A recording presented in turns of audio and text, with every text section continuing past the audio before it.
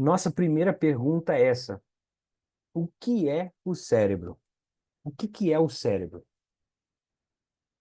Os senhores já se fizeram essa pergunta, já se fizeram essa reflexão? O que é o cérebro? Alguém poderia contribuir dando uma definição do cérebro para a gente?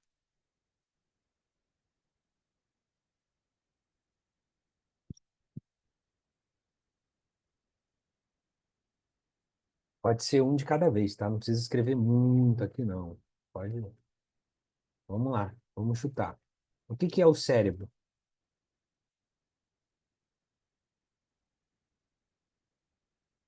Ninguém? Ninguém se aventura a responder?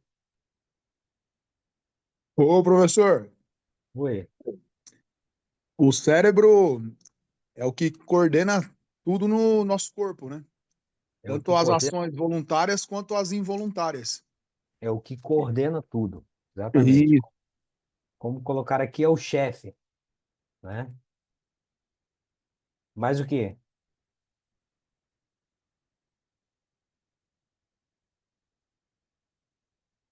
Aí a Valéria colocou órgão do corpo humano responsável por todo o controle e funcionamento do corpo e das funções motoras. Perfeito. Mais o quê? Dá para a gente simplificar? Ele é o chefe, ele controla tudo, ele modula tudo. Então, se a gente puder definir, né, trazer uma definição simples aqui, o cérebro é uma máquina de ajuste. Ela é uma máquina de ajuste, é um centro de tomada de decisões. Exatamente. Ela é uma máquina de ajuste. Se está frio, o que que acontece? Eu começo a tremer para gerar calor. Se está quente, eu começo a transpirar para poder equilibrar a minha temperatura. Se eu entro num processo de combate, ele vai me preparar para lutar. Se eu começo, deito, diminuo a luz, ouço uma música mais leve, eu começo a me preparar para dormir. Então, ele me prepara para diminuir minha frequência cardíaca, frequência respiratória, gerar uma homeostase. Então, o cérebro, ele é unicamente e exclusivamente uma máquina de ajuste. E ele vai me ajustar ao que e como, né? Ele vai me ajustar a todas as interações. Então, ele capta essas informações do sistema externo e interno. Então, tudo, exatamente tudo o que acontece ao nosso redor, mesmo que eu não torne isso consciente, isso afeta toda a tomada de decisão que eu vou ter. Então, todas as informações que chegam até mim, elas vão servir de base para que o cérebro me ajuste àquela situação. Por exemplo, os senhores estão me ouvindo falar, estão conversando comigo aqui, estão prestando atenção na aula e tudo mais. Ah, então quer dizer que você só está recebendo a informação do que eu estou falando e do que você está visualizando? Não. Várias outras informações ao seu redor estão sendo captadas pelo seu sistema de captação, estão sendo levados ao seu córtex, mesmo que você não tenha consciência disso, não nesse momento. Por exemplo, você não estava prestando atenção, mas se eu te perguntar agora como está o dedinho menor do seu pé esquerdo, agora você começou a perceber ele.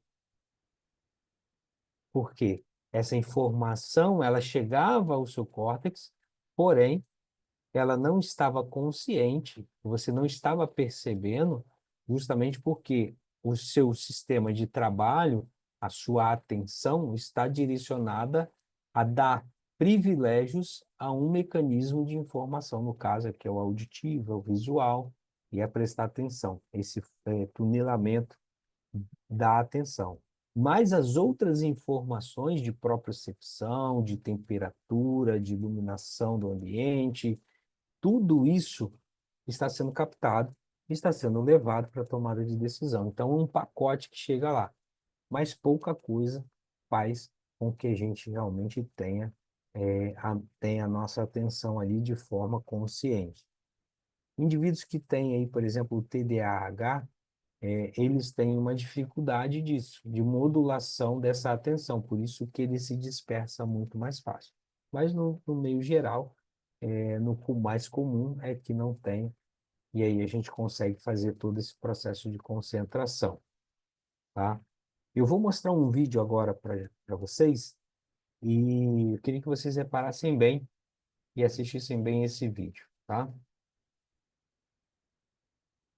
Oh, I have an experiment that we're going to do today. Is I'm going to train your brain to believe that this hand, this arm, is your arm there. And I'm going to cover over part of your arm. Okay. Now I'm doing classroom rulers, so we're going to train the sensations. You feel the rulers touching your hands because it's now becoming one with your mind. A hand there. It That totally it is, feels. in fact, in your brain, your yeah. right hand. It totally feels like my hand. That's crazy. You feel the sensations Yeah. line up with each finger. What? Whoa, yo, this is crazy. Yeah. So now if I just do like a little tap, Uh, right? yeah. Feel the knuckles. Uh-huh. Feel each digit. Now I'm gonna do this one more time to train your brain. Okay. Right? So you feel your thumb Okay, yeah. and on the finger, Oh, the middle finger, whoa. and the ring.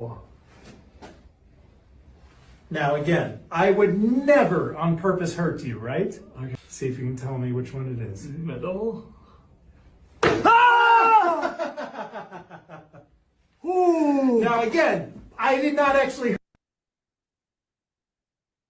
Você percebe como é intensa a capacidade de ajuste do nosso sistema nervoso, em que o indivíduo, devidamente estimulado, ele conseguiu fazer com que o cérebro dele, quer dizer, o cérebro dele aceitou aquele braço de borracha como sendo parte do corpo dele, ao ponto de ele sentir, perceber e causar uma reação de dor, de espanto, de medo, tudo ao mesmo tempo, num braço de borracha. Então, nos leva a algo ainda maior. Seria algo parecido com a síndrome do membro fantasma. O membro fantasma, ele é... o que acontece no membro fantasma? Quando você faz uma amputação, por exemplo, de um membro, por exemplo, a perna, essa secção ela aconteceu fisicamente e as terminações nervosas ali, naquela extremidade, foram retiradas. Mas todo o processamento daquela parte do membro retirado ainda continua a nível central. Então, você consegue sentir ele, perceber ele ali. E indivíduos, né, ainda referem, por exemplo, que, olha, eu estou mexendo o meu dedo do pé e o pé está amputado. Por quê? Porque ele está na representação cortical. E entra justamente no que eu vou mencionar agora. Tudo e exatamente tudo o que você pensa é real. Não há diferença entre o real, tangível, e o imaginado. Então, quando você imagina algo, quando você pensa em algo, aquilo realmente se torna real para você. Haja vista, por exemplo, se você está apaixonado e aí você deixa o seu amor em algum lugar e lembra no seu dia o perfume, o momento, você consegue sentir perfeitamente e vivenciar. Ou você ouve uma música e você é transportado para algum momento. Então, o seu cérebro, ele te ajusta e ele te modula o ambiente de tal forma que tudo o que você imaginar e pensar se torna real. Tirando aquele papo de coach, de que ó, você tem que pensar assim, pensar assado. Isso faz diferença para a gente? Faz. Faz diferença começar, por exemplo, se eu treino com uma arma, por exemplo, igual a essa da Engenharia aqui, né? Que é uma arma simulacra que solta uma referência de luz, né? E se eu pensar que essa arma é real e treinar com intensidade, com vivacidade, todo o processamento cognitivo, vai transformar e vai criar padrões de movimentos capazes de serem reais.